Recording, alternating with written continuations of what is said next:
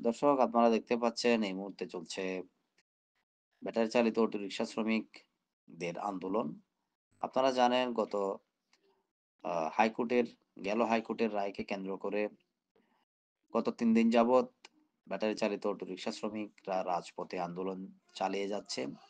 এই আন্দোলনের আজকে ৩য় দিন। এই ৩য় দিনে এসে ঢাকার আ প্রেসক্লাব চত্বর, মোহাম্মদপুর, আগারগাঁও সহ পুরো এলাকা তারা অবরুদ্ধ করে রেখেছে।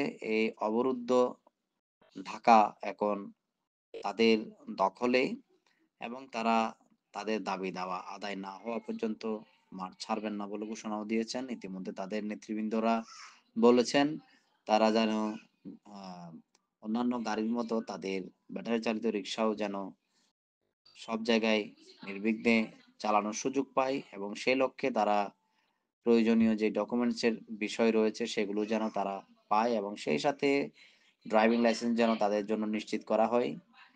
এই সমস্ত দাবি-দাওয়া সহ আরো বিভিন্ন দাবি-দাওয়া নিয়ে তারা বিভিন্ন নেতৃবৃন্দ কথা বলেছেন।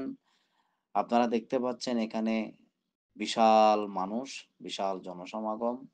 তারা কিছুতেই তাদের দাবি-দাওয়া আদায় না করে ফিরবেন না বলে তারা বলছেন এবং সেই সাথে এখানে যারা সমাগম হয়েছেন তারা স্লোগান দিচ্ছে, রাস্তা আছে যেখানে রিক্সা চলবে সেখানে। এই স্লোগানে সারা ঢাকা শহর তারা আজকে দখলে রেখেছে এবং রাজধানীর আগারগাঁও, প্রেসক্লাব চত্বর এবং মোহাম্মদপুর সহ আশেপাশের যতগুলো এলাকা আছে এই সমস্ত এলাকা জুড়ে বর্তমানে তীব্র যানজট সৃষ্টি হয়েছে। ফলে ঘরমুখী মানুষের ঘরে ফিরতে সমস্যার সম্মুখীন হচ্ছে। তো এই আন্দোলনের যে নেতৃবৃন্দ এখানে আমরা দেখছি তাদের বক্তব্য সুস্পষ্ট। তারা তাদের দাবি আদায় করার লক্ষ্যে তারা যেভাবে বিগত সরকারকে তারা পদত্যাগ করতে বাধ্য করেছেন, সেভাবেই তারা এই সরকারকেও পদত্যাগ করার হুমকি দিয়েছেন এবং তারা তাদের দাবি আদায় না হলে তারা সেই ধরনের আন্দোলন তারা চালিয়ে যাবেন। এই ধরনের বক্তব্য আমরা বিভিন্ন নেতৃবৃন্দরা কঠোরভাবে হুঁশিয়ারি দিয়েছেন। তো এই রিক্সা চালিত অটোরিকশা শ্রমিক ভাইরা যারা এখানে উপস্থিত, এরা তাদের দাবি-দাওয়া হচ্ছে তারা যেন এটা চালিয়ে তারা জীবন নির্বাহ করতে পারে।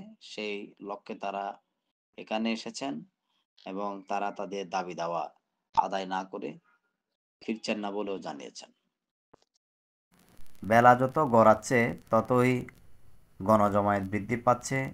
আজকের এই গণ অবস্থান কর্মসূচিতে আপনারা দেখতে পাচ্ছেন এখানে হাজার হাজার শ্রমিক জনতা ঐক্যবদ্ধ হয়ে তারা তাদের দাবি আদায়ে মাঠে সোচ্চার হয়েছেন এবং তাদের এখান থেকে তারা দাবি আদায় করে ঘরে ফিরবেন বলে প্রতিজ্ঞাবদ্ধ হয়ে এসেছেন। এমনটাই যারা এখানে আন্দোলনকারী আছেন তারা তাদের অবস্থান পরিষ্কার করেছেন। তো আগারগাঁও থেকে ডেস্ক রিপোর্টার মাহাতির মাহমুদ, খবর, ঢাকা।